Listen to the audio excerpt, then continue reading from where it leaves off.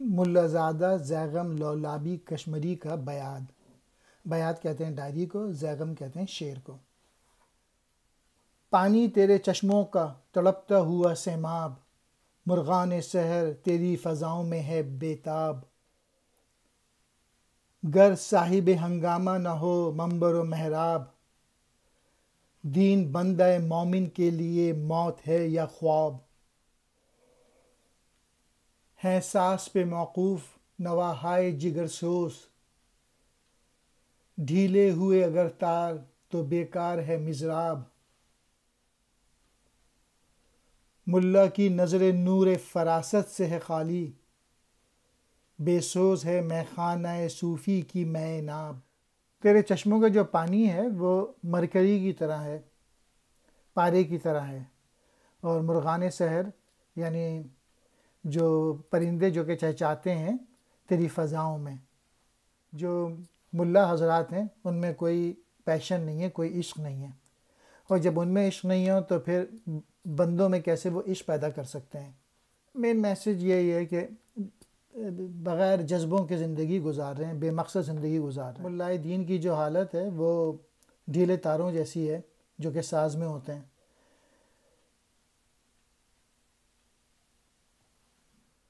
اور ملاؤں کی جو نظر ہے ان میں کوئی سمجھ نہیں ہے، کیونکہ ان کے پاس کوئی عشق وغیرہ باقی نہیں ہے. بیدار ہو دل جس کی فغان سحری سے، اس قوم میں مدت سے وہ درویش ہے نایاب. اثر نہیں ہے نمازوں میں، صبح اٹھ کے جو لوگ نماز پڑھتے ہیں اس میں، اور اب اس قوم میں درویش بھی جو ہیں وہ موجود نہیں ہیں، نایاب ہو گئے. موت ہے ایک سختر جس کا غلامی ہے نام، مکر و فن خواجگی کاج سمجھتا غلام. مکر و فن خواجگی، حکمرانوں کی عیاری یا دھوکے. موت سے بھی زیادہ سخت چیز جو ہے وہ غلامی ہے. اور کاش کہ آج کے لوگ جو ہیں وہ سمجھ جائیں اپنے رولرز کو، جو کہ ان کے وزیر اعظم ہیں یا حکمران ہیں، یا سندھ میں وڈیرے یا جاگیردار، یہ سب ان کی جو بھی غلامی کر رہا ہے وہ ایک یعنی مرا ہوا انسان ہے. شرع ملوکانہ میں جدت احکام دیکھ، سور کا غوغا حلال حشر کی لذت حرام. شرع ملوکانہ کہتے ہیں حکمرانی کے دستور، جدت احکام فرمانوں کا نیا پن، سور کا غوغا، سور اسرافیل یہ سن کے مردے قبروں سے اٹھ کھڑے ہوں گے. مین میسج شیئر کا یہ ہے کہ عمل نہ کریں غلام لوگ. اور وہ اس طریقے سے کہ یہ تو حلال کہہ دیا ہے کہ سور کو سن لو، لیکن اٹھ کے جانا حشر کے میدان میں اس کو حرام قرار دے دیا ہے، یعنی عمل نہ کرو. اے کہ غلامی سے ہے روح تیری مزمحل، سینہ بے سوز میں ڈھونڈ خودی کا مقام. جو بھی لوگ کہیں غلامی کی زندگی گزار رہے ہیں، یسر کر رہے ہیں، ان کو یہ شعر سمجھنا چاہیے کہ غلامی سے نکلنے کا بس ایک ہی طریقہ ہے، اور وہ یہ کہ اپنے آپ کو ڈیولپ کریں، اپنی قوتوں کو، باطنی قوتوں کو اجاگر کریں، جو پوٹینشیل اللہ تعالیٰ نے دیا ہے اس کو ڈیولپ کریں، تبھی یہ غلامی سے جو ہے نجات مل سکتی ہے. مزمحل کہتے ہیں کمزور کو، سینہ بے سوز وہ سینہ جس میں حرارت نہیں. خود ہی کہتے ہیں اپنی پہچان، اپنی صلاحیتوں کو ڈیولپ کرنا اور اپنے سینوں میں عشق پیدا کرنا. یہ بالکل جو بے سوز ہو گئے ہیں.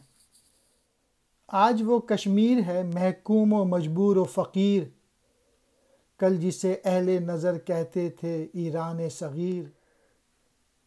چھوٹا ایران کہتے تھے، جو آج جو کشمیر کا جو حال ہوا ہے، اور وہاں پہ جو لوگ محکوم ہو گئے اور مجبور ہو گئے اور غریب ہو گئے. سینہ افلاک سے اٹھتی ہے آہ سوزناک، مرد حق ہوتا ہے جب مروب سلطان و امیر. مین میسج شیئر کا یہ ہے کہ دنیا میں کسی سے بھی امپریس ہونے کی ضرورت نہیں ہے، اور خاص طور پہ ان لوگوں کے ساتھ جو کہ سلطان ہوں، جو کہ امیر لوگ ہوں، ان سے مروب نہیں ہونا چاہیے۔ اگر ایسا ہو گیا تو آسمان سے بھی افلاک سے بھی آہ کی آواز اٹھتی ہے، یعنی آسمان کو بھی یہ بات پسند نہیں ہے کہ آدمی کسی کے آگے جھکے۔ کہہ رہا ہے داستانی بیداری ایام کی، کوہ کے دامن میں وہ غم خانہ دہقان پیر۔ جو کچھ ظلم ہوا ہے وہاں پہ تو پہاڑ کے دامن میں ایک بوڑھا کسان موجود ہے، تو جا کے اس کی صورتحال دیکھ لو کہ کتنے غم میں وہ لوگ ہیں۔ آہ یہ قوم نجیب و چرب دست و تر دماغ، ہے کہاں روز مکافات اے خدائے دیرگیر۔ نجیب کہتے ہیں شریف خاندان، اچھی نسل، چرب دست ماہر، ہنرمند، تر دماغ ذہن، روز مکافات آخرت کا دن جب سب کو اس کے اعمال دیے جائیں گے اس کے ہاتھوں میں۔ خدائے دیرگیر، دیر سے پکڑنے والا خدا۔ پہلے مصرے میں تعریف کی ہے کشمیر کے لوگوں کی کہ وہ اچھے خاندان کے تھے، ماہر لوگ تھے، اور ان پہ جو ظلم ہوا ان کو کب اس کا بدلہ ملے گا، یعنی کب ظالم کو اپنے حساب چکانے پڑیں گے۔ گرم ہو جاتا ہے جب محکوم قوموں کا لہو،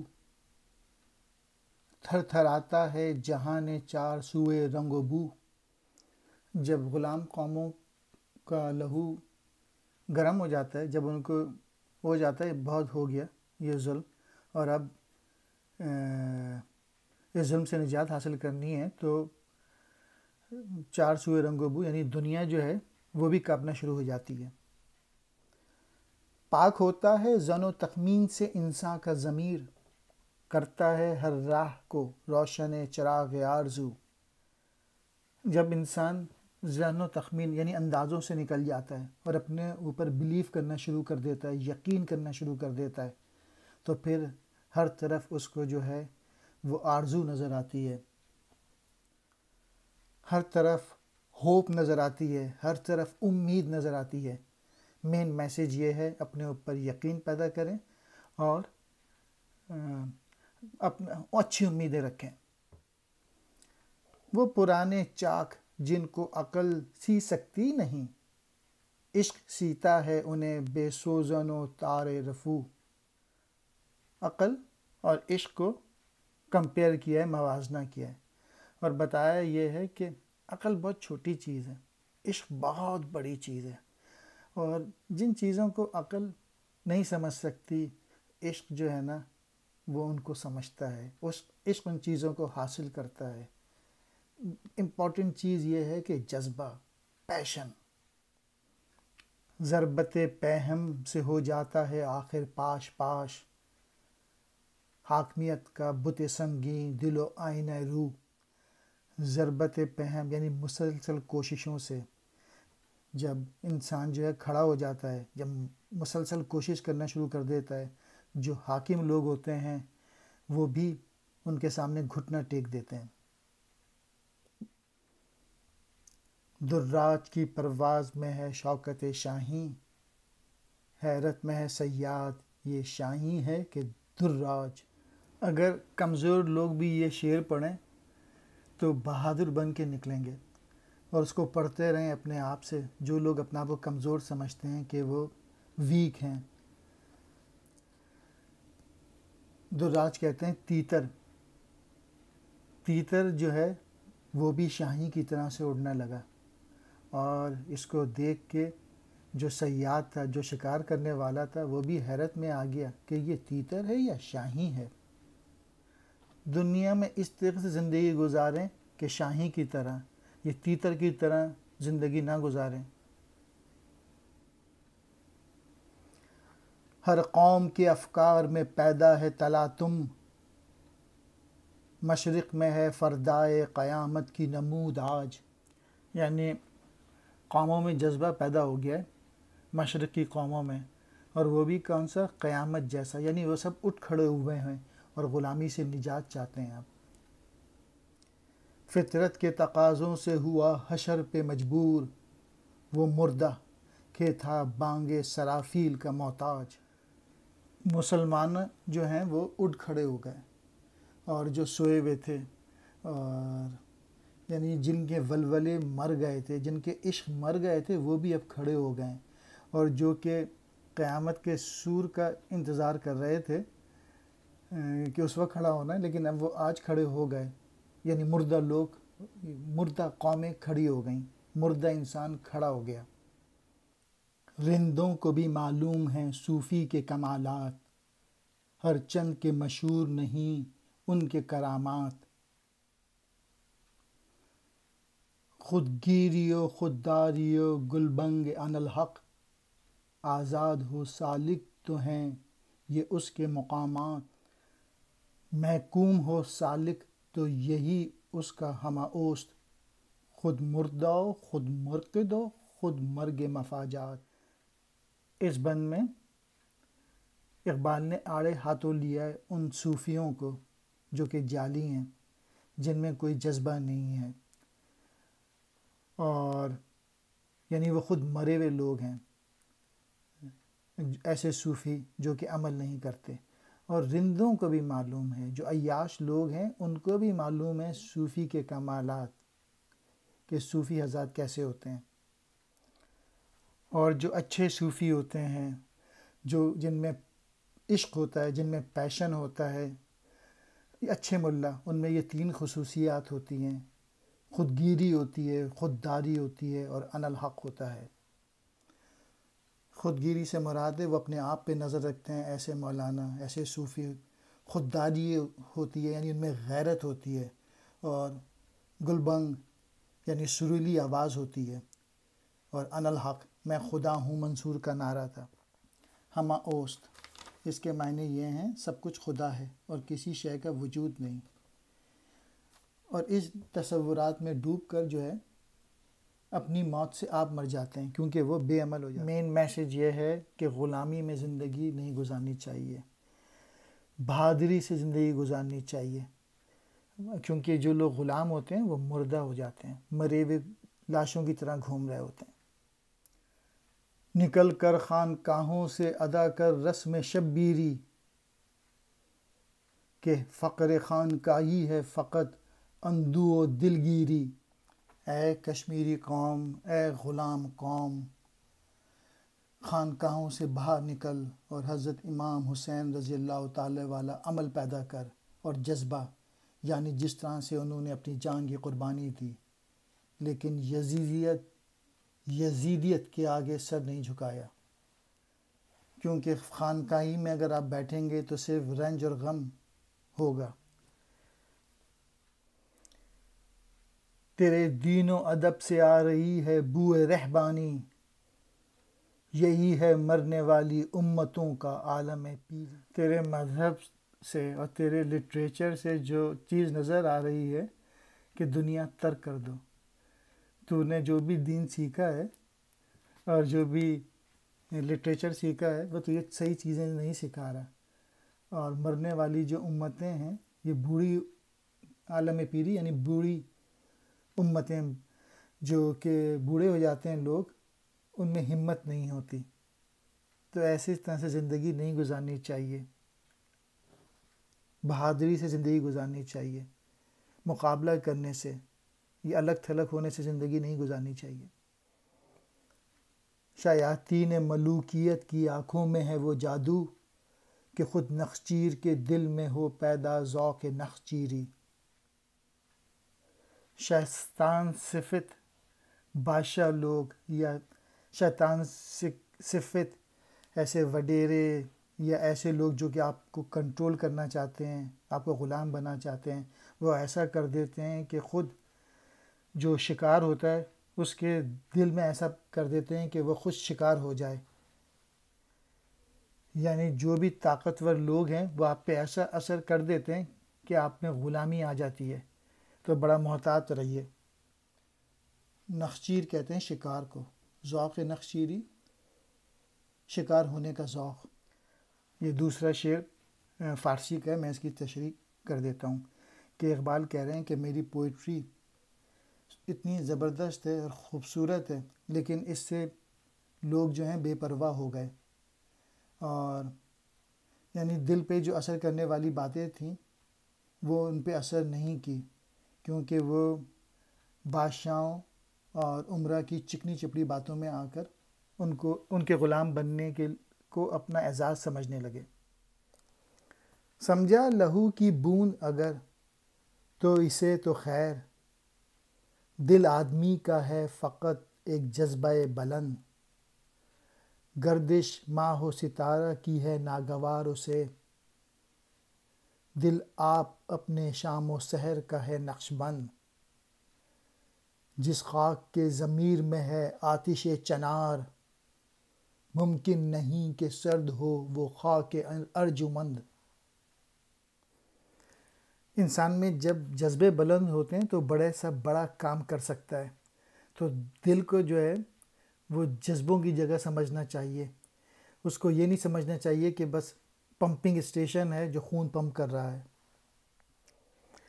دل جو ہے اپنے جذبے کی وجہ سے، اپنے پیشن کی وجہ سے اپنے صبح و شام خود تخلیق کرتا ہے، وہ چیزیں کرتا ہے جو کہ اس کو پسند ہوتی ہیں، اور وہ صبح اور شام میں گرفتار نہیں ہوتا دل۔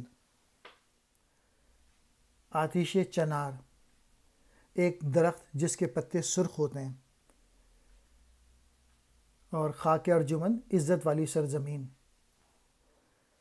آتش چنار کہتے ہیں ایک درخت جس کے پتے سرخ ہوتے ہیں، خاک ارجمند، عزت والی زمین، یعنی جس کے دل میں جو ہے توحید موجود ہو، آپ اس کو جو ہے زیر نہیں کر سکتے۔ جو اللہ سے ڈرتا ہے اور کسی اور سے نہیں ڈرتا، آپ اس کو ڈرا کے نہیں رکھ سکتے۔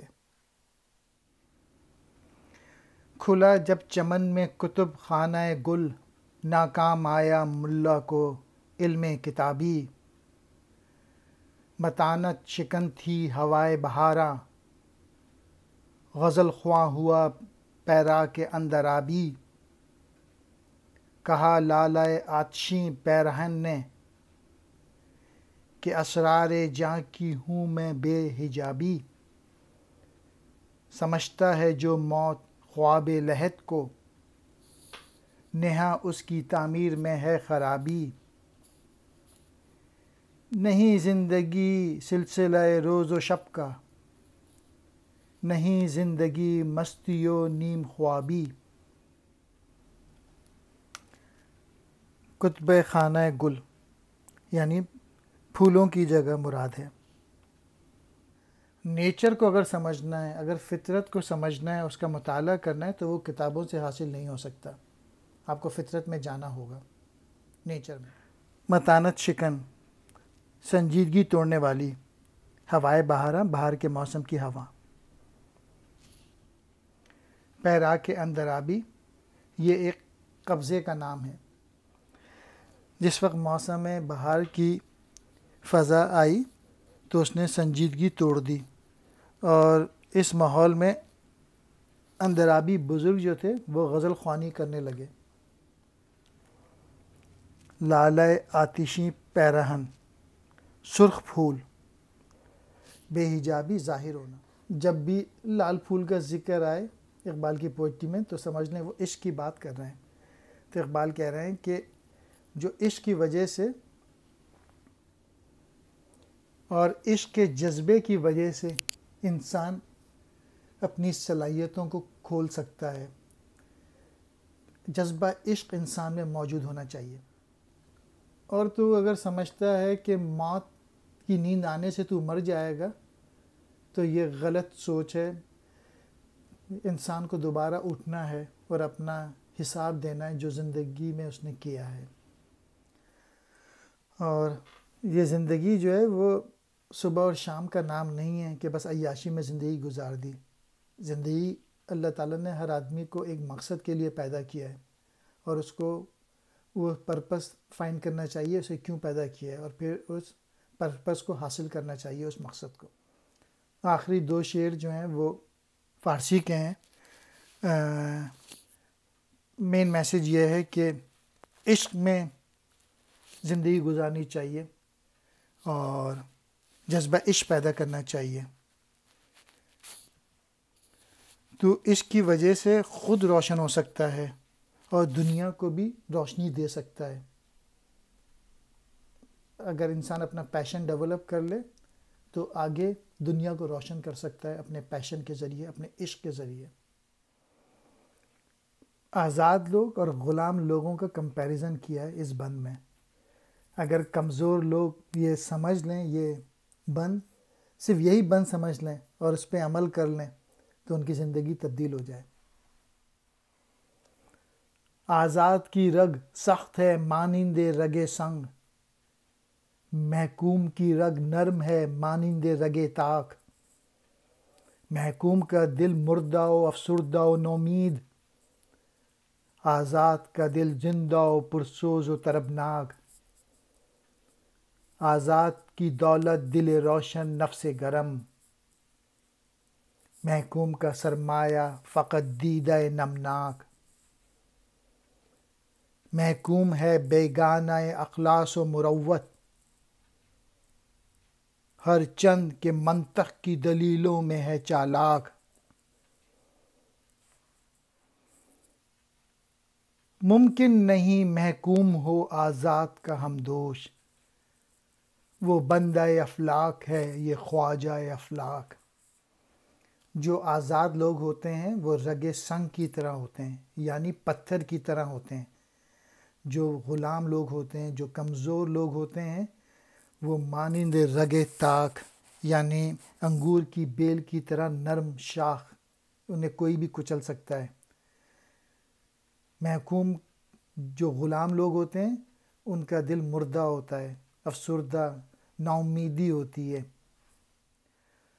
اور جو آزاد ہوتے ہیں وہ زندہ لوگ ہوتے ہیں، ان میں پیشن ہوتا ہے، عشق ہوتا ہے. آزاد لوگوں کی جو دولت ہے روشن دل، نفس گرم، یعنی عشق موجود ہوتا ہے ان میں. جو محکوم لوگ ہوتے ہیں ان کی آنکھوں میں آنسو رہتا ہے. اور جو محکوم ہوتے ہیں وہ بیگانہ ہوتے ہیں، کس سے؟ اخلاص و مروت سے، یعنی محبت اور لحاظ ان میں موجود نہیں ہوتا. جو ڈرے ہوئے لوگ ہوتے ہیں وہ محبت کیا کریں گے؟ اور جبکہ منطق کی دلیلوں میں بڑے چالاک ہوتے ہیں. جو غلام لوگ ہوتے ہیں ہر وقت دلیلیں دیتے ہیں، میں اس لیے اور اس لیے. اور جو غلام لوگ ہوتے ہیں، جو کمزور لوگ ہوتے ہیں، وہ آزاد لوگوں کے برابر کیسے ہو سکتے ہیں؟ دونوں میں بہت فرق ہوتا ہے، کمزور میں اور طاقتور میں. یعنی جو غلام لوگ ہوتے ہیں وہ بندہ افلاک ہوتے ہیں، وہ تو ہر وقت یہی سوچتے ہیں کہ یہ سب کچھ تقدیر ہے، اور وہ جد و جہد اور عمل سے ہاتھ دھو بیٹھتے ہیں. جبکہ آزاد مرد جو ہے اپنی جرت، اپنی کوشش، اپنی ہمت سے اس دنیا پہ حکومت کرتا ہے. لہٰذا دونوں میں کوئی مقابلہ نہیں. وکٹر فرینکل ایک پرزنر تھا، آپ سمجھ لیں غلام تھا نازیز میں، اور وہ اس کو ننگا کر کے مار رہے تھے. اس کی بیوی کو مار دیا تھا جو کہ پریگننٹ تھی، اس کے بہن بھائیوں کو، اماں ابا کو.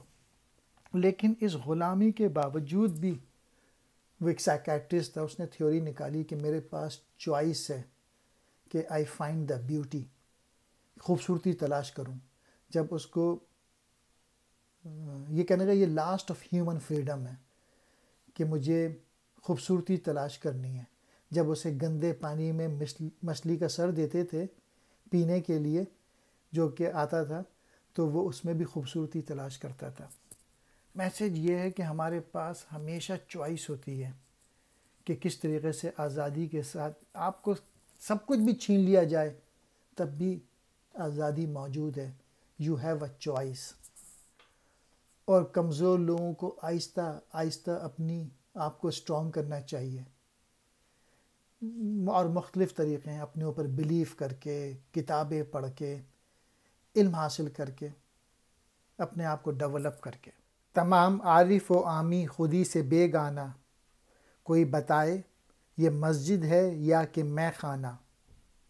یہ راز ہم سے چھپایا ہے میرے وائز نے کہ خود حرم ہے چراغ حرم کا پروانہ۔ عارف کہتے ہیں خدا کی پہچان کرنے والا، عامی کہتے ہیں عام آدمی۔ خودی اپنی پہچان کرنا، اپنے آپ کو ڈیولپ کرنا، اپنی صلاحیتوں کو ڈیولپ کرنا۔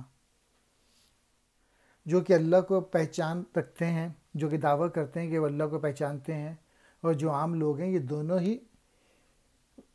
دونوں ہی نے اپنے آپ کو ڈیولپ نہیں کیا، دونوں ہی نے اپنی صلاحیتیں سے واقف نہیں ہیں۔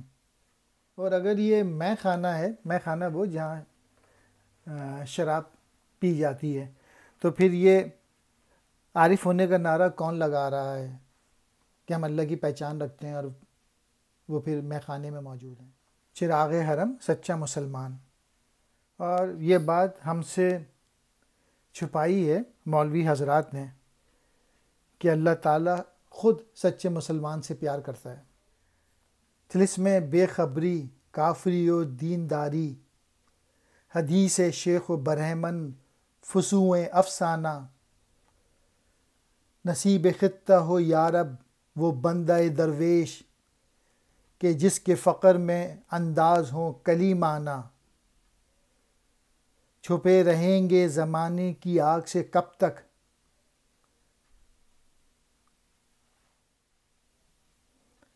گوہر ہیں آب ولر کے تمام یک دانہ۔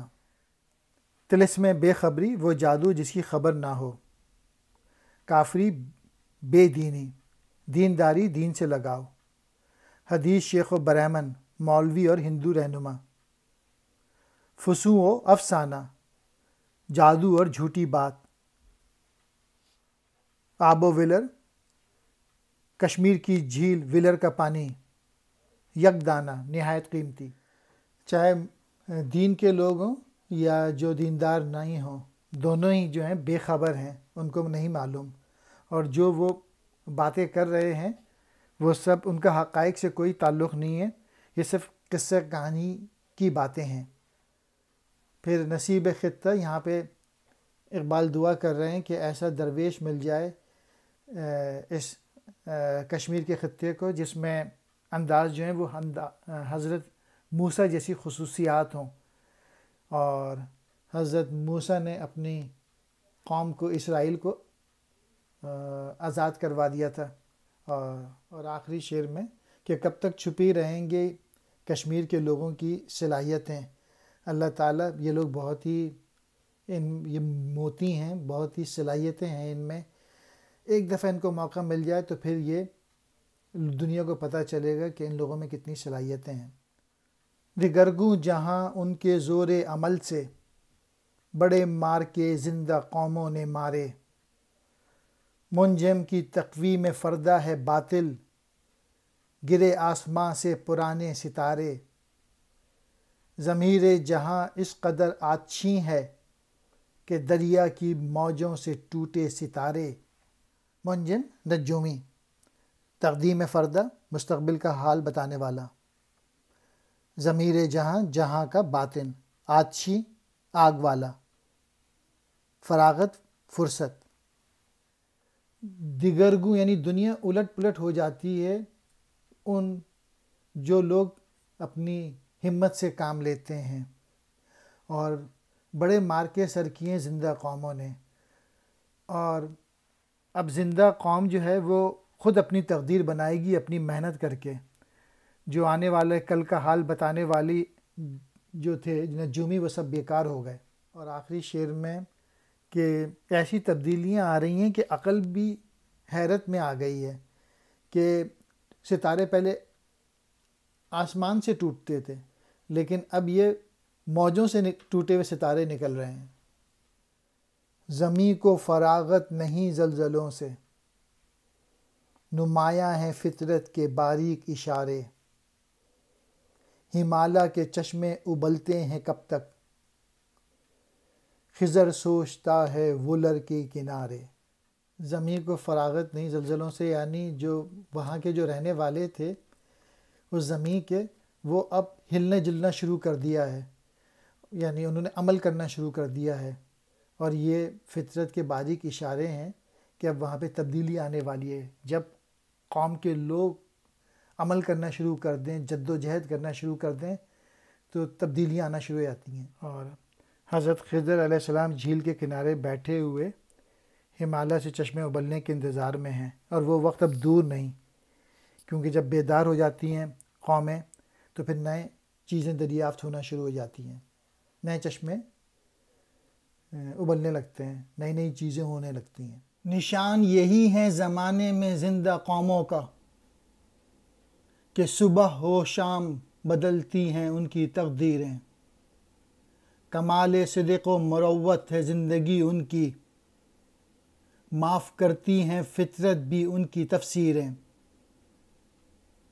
قلندرانہ ادائیں سکندرانہ جلال، یہ امتیں ہیں جہاں میں برہنہ شمشیریں. زندہ قومیں محنت کر کے اپنی تقدیر بدل لیتی ہیں، یہی زندہ قوموں کی نشانیاں ہیں.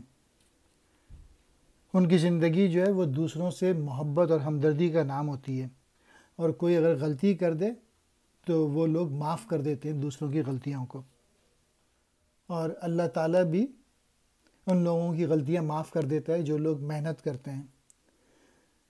ان کی جو ایکشنز ہوتے ہیں وہ قلندر جیسے ہوتے ہیں، درویش جیسے ہوتے ہیں، اور جو جلال ہوتا ہے وہ سکندر جیسا ہے، بادشاہوں جیسا جلال ہوتا ہے. اور ایسی قومیں جو ہیں نا وہ ننگی تلوار کی طرح ہوتی ہیں، یعنی بہت ضرب ہوتی ہے، بہت قوت ہوتی ہے ان لوگوں میں. مین میسیج یہی ہے کہ بہت دبدبہ پیدا کرنا چاہیے اپنے اندر، اور درویش کی طرح رہنا چاہیے، اور جو اپنے عمل ہے وہ ایسا ہونا چاہیے کہ شاندار عمل ہونا چاہیے. خودی سے مرد خود آگہی کا جمال و جلال، کہ یہ کتاب ہے باقی تمام تفسیریں. شکوہ عید کا منکر نہیں ہوں میں، لیکن قبول حق ہیں فقط مرد حر کی تکبیریں. حکیم میری نواؤں کا راز کیا جانے، ورائے عقل ہیں اہل جنوں کی تدبیریں. جس شخص میں خودی ہوتی ہے، جو اپنی صلاحیتوں سے واقف ہوتا ہے، وہ شخص اصل میں مرد مومن اور مرد حق ہے. اللہ تعالیٰ کے نزدیک جو عمل قابل قبول ہے وہ آزاد مرد یا مومن کی تکبیریں ہیں، یعنی اللہ تعالیٰ کی عظمت کا اظہار کرنا چاہیے. اور آخری اس میں فلاسفرز میری پوئٹری کو کیا سمجھیں گے.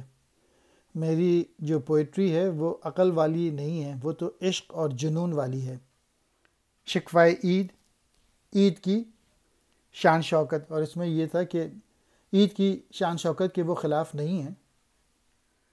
مرد حر کہتے ہیں آزاد مرد، تکبیریں اللہ اکبر اللہ اکبر، اللہ کی بڑائی بیان کرنا. نواؤں کہتے ہیں آوازوں کو، یہاں مراد شاعری ہے. ورائے عقل، عقل سے بالا. اہل جنوں، سچے عاشق. تدبیریں، سوچیں. یہ فارسی میں ہے، میں اس کی تشریح پڑھ دیتا ہوں.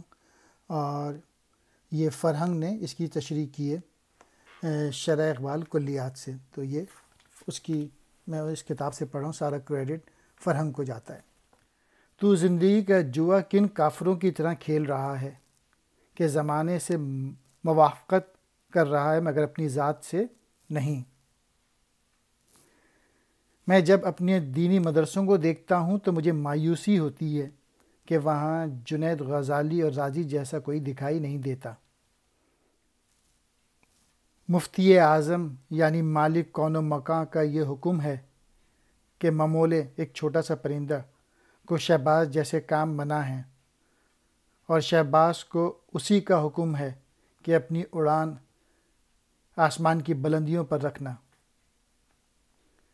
صرف اسی خوف سے کہ لوگ حاکم وقت کے آگے میری چغلیاں کھائیں گے، میں نے صاف صاف باتیں کہنے سے توبہ نہ کی. ہمارے پاس نہ کوئی سمرقند ہے نہ بخارا، لہٰذا ہم فقیروں کی طرف سے اس ترک شیرازی یعنی محبوب کو دعا ہی کہہ دینا. ضمیر مغرب ہے تاجرانہ، ضمیر مشرق ہے راہبانہ، وہاں دیگرگو ہے لہجہ لہجہ، یہاں بدلتا نہیں زمانہ۔ کنارے دریا خضر نے مجھ سے کہا یہ انداز مہربانہ، سکندری ہو قلندری ہو یہ سب طریقے ہیں ساحرانہ، حریف اپنا سمجھ رہے ہیں مجھے خدایان خانقاہی، انہیں یہ ڈر ہے کہ میرے نالوں سے شک نہ ہو سنگ آستانہ۔ شک ہونا یعنی پھٹ جانا، سنگ آستانہ چوکھٹ پہ رکھے پتھر۔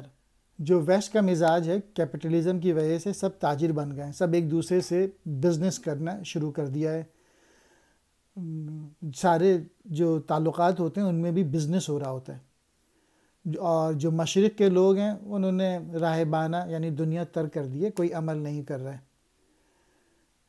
وہاں دیگرگو ہیں یعنی مغرب میں چیزیں تبدیل ہوتی رہتی ہیں ہر وقت، صبح شام، اور مشرق میں کوئی تبدیلی نہیں آ رہی، اسٹیگنیشن ہے۔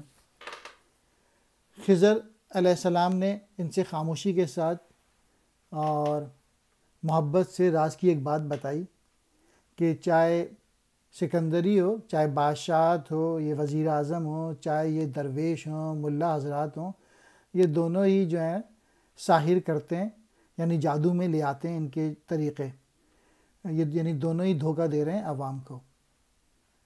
اور مجھے جو ہے خانقاہی جو ہے، جو ملا حضرات ہیں وہ مجھے اپنا دشمن سمجھتے ہیں کہ کہیں ایسا نہ ہو کہ میری پوئٹری سے میں ان کے سارے جو پول کھول رہا ہوں وہ سب کو پتہ چل جائیں کہ یہ سارے لوگ، ان ملاؤں کی باتیں جو ہیں وہ کوئی کام کی باتیں نہیں ہیں جو آج کے ملا حضرات ہیں۔ غلام قوموں کے علم و عرفاں کی ہے یہی رمز آشکارا، زمیں اگر تنگ ہے تو کیا ہے فضائے گردوں ہے بے کرانہ۔ میسج یہ ہے کہ زمین پہ تو کچھ کر نہ سکے آج کے جو مسلمان لوگ ہیں، تو اب وہ باتیں کرتے ہیں فضاؤں کی، یعنی بڑی بڑی حقیقتیں ہیں جن میں کوئی منطق نہیں ہوتی۔ رمز کہتے ہیں اشارے کو، آشکارا ظاہر، گردوں کہتے ہیں آسمان، بے کرانہ جس کا کوئی کنارہ نہ ہو، علم و عرفاں کہتے ہیں ظاہری علم اور باطنی علم۔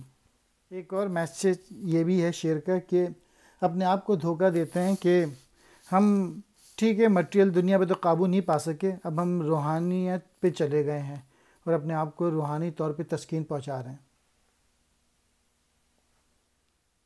خبر نہیں کیا ہے نام اس کا، خدا فریبی کہ خود فریبی، عمل سے فارغ ہوا مسلمان بنا کے تقدیر کا بہانہ۔ عمل کر نہیں رہے، محنت کر نہیں رہے، اور اپنے آپ کو دھوکہ دیتے ہیں کہ یہ سب تقدیر کی وجہ سے ہو رہا ہے، جبکہ کوئی عمل نہیں ہے۔ میری اسیری پہ شاخ گل نے یہ کہہ کے صیاد کو رلایا کہ ایسے پرسوز نغمہ خواں کا گرا نہ تھا مجھ پہ آشیانہ۔ اسیری کہتے ہیں قید کو، شاخ گل پھول کی ٹہنی، صیاد شکاری، پرسوز نغمہ خواں دل پگھلا دینے والے، نغمہ گانے والا، گرا کہتے ہیں بوجھ کو، آشیانہ گھونسلہ۔ یعنی شکاری نے مجھے یعنی لیڈر کو گلاب کی ٹہنی سے پکڑ کر شکار کر لیا، پنجرے میں بند کر دیا، قید کر دیا۔ یعنی جب کشمیری رہنما کو قید کر لیا تو وہاں کے لوگ اٹھے اور وویلا کرنے لگے، جس کے نتیجے میں بعض اوقات یہ ہوا کہ جو حکومت تھی اس نے رہائی کے کہنے پہ اس لیڈر کو چھوڑ دیا۔ حاجت نہیں اے خطہ گل شرح و بیاں کی، تصویر ہمارے دل پرخوں کی ہے لالا۔ حاجت نہیں ہے یعنی ضرورت نہیں ہے اپنے خطے کی، جو تمہارے خطے میں جو کچھ ہو رہا ہے اس کو بتانے کی۔ میرا دل سن کے رونا شروع ہو جائے گا، اور مجھے معلوم بھی ہے کہ وہاں پہ کیا ہو رہا ہے۔ بہت سارے حالات جو کہ دنیا میں مختلف جگہوں پہ جو کچھ ہو رہا ہے ہم سب کو معلوم ہے، اور صرف روتے رہتے ہیں، ہم لوگ کچھ کرتے نہیں ہیں۔ حاجت کہتے ہیں ضرورت کو، خطہ گل پھولوں کا علاقہ، یہاں مراد ہے کشمیر کی، پرخوں خون سے بھرا ہوا، لالا لالے کا پھول جو خون کے رنگ کی طرح سرخ ہوتا ہے۔ تقدیر ہے ایک نام مکافات عمل کا، دیتے ہیں یہ پیغام خدایان ہمالا۔ آج جو تم لوگوں کے ساتھ ہو رہا ہے یہ مکافات عمل ہے، ایسے ہی تم لوگوں نے پہلے کچھ کیا تھا ہمارے ساتھ، تو یہ پیغام دے رہے ہیں ہمالا کے لوگ جو وہاں کے سادھو وغیرہ ہیں، تاکہ وہاں کے لوگ جد و جہد نہ کریں اور عمل نہ کریں۔ انسان کی تقدیریں بدل جاتی ہیں اگر وہ عمل کرتا ہے، جد و جہد کرتا ہے، محنت کرتا ہے۔ سرما کی ہواؤں میں ہے اڑیاں بدن اس کا، دیتا ہے ہنر جس کا امیروں کو دوشالہ۔ جب سردیاں چلتی ہیں جو غریب لوگ ہیں ان کے بدن جو ہیں وہ ننگے ہوتے ہیں، جبکہ وہ خود اپنے ہنر سے شال وغیرہ بناتے ہیں دوسروں کے لیے، امیروں کے لیے۔ میسج یہی ہے کہ غریبوں کا استحصال ہو رہا ہے اور ان کو اپنے متعلق خود سوچنا چاہیے۔ امید نہ رکھ دولت دنیا سے وفا کی، رم اس کی طبیعت میں ہے مانند غزالہ۔ میسج یہ ہے کہ دنیا سے جو ہے وہ امید کی وفا نہیں رکھنی چاہیے، اور وہ بھاگ جاتی ہے ہرن کی طرح اگر کسی انسان پہ برا وقت آئے۔ میسج یہی ہے، اپنے آپ کو دنیا میں بہت زیادہ مگن کرنے کی ضرورت نہیں ہے۔ جب آپ کا اچھا وقت ہوتا ہے تو سب آپ کے ساتھ ہوتے ہیں، اور جب برا وقت ہوتا ہے تو لوگ چھوڑ کے چلے جاتے ہیں۔ تو اس لیے دنیا سے زیادہ امید اور زیادہ دل لگانے کی ضرورت نہیں ہے۔ خود آگہی نے سکھلا دی ہے جس کو تن فراموشی، حرام آئی ہے اس مرد مجاہد پر ذرہ پوشی۔ میسج یہ ہے کہ جو لوگ اللہ کی راہ میں ہوتے ہیں انہیں اپنے بدن کی حفاظت کی ضرورت نہیں ہوتی، ان کے سامنے تو بس اللہ کا عشق اور اس کے رسول کی محبت ہوتی ہے، اور اس طریقے سے وہ باطل قوتوں کو مٹا سکتے ہیں۔ یعنی جذبہ عشق موجود ہونا چاہیے انسان کے اندر۔ خود آگہی اپنے آپ کو جاننا، تن فراموشی جسم کو بھول جانا، حرام کہتے ہیں ناجائز، ذرہ پوشی حملے سے بچنے کے لیے پہنا جانے والا لباس۔ اعلیٰ مقصد کے لیے زندگی گزارنا چاہیے، ساز و سامان کے چکروں میں اور اس کو جمع کرنے کے چکروں میں زندگی نہیں گزارنا چاہیے۔ جب بھی انسان اپنے آپ کو کمزور محسوس کرے اور اس کو خوف محسوس ہو تو یہ شعر پڑھتے رہنا چاہیے تاکہ اپنے اندر کرج پیدا ہو۔ عزم بلند آور، سوز جگر آور، شمشیر پدر خواہی بازو پدر آور۔ اپنے اندر بلند عزم پیدا کرو، بڑا ویژن پیدا کرو، سوز جگر بہادری کے ساتھ زندگی گزارو۔ اگر تمہیں اپنے باپ دادا کی شمشیر چاہیے ویسے ہی بازو پیدا کرو جیسے ان کے تھے، جیسے ہمارے انیشیل لیڈرز تھے۔